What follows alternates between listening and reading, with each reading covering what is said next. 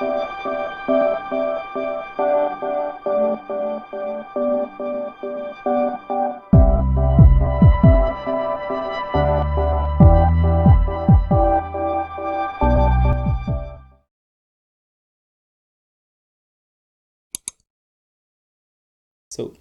to do this, we're going to call the window global object. Remember, the window object is actual window of our browser holding the entire document or our entire website, right? Remember, a website is made of a DOM, right? A document object model, and the window is the global object holding it. So, in this case, let's go to our code and let's log, for example, console log window.document.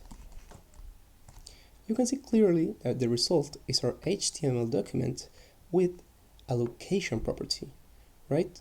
So we could do the following: window.document.url, and this will retrieve our current URL. We could also use window document base URI, and the result would be the same. Now, let's go with our third solution. Our third solution includes calling the location object, right? Or the location property. If we save this, we will get indeed every property inside the location object. So, if we write window location href, we would get indeed our current URL. So, just to sum up, remember, whenever calling window, you're calling the global object containing our current document object model. And window location, it's a read and write property, so you can override it.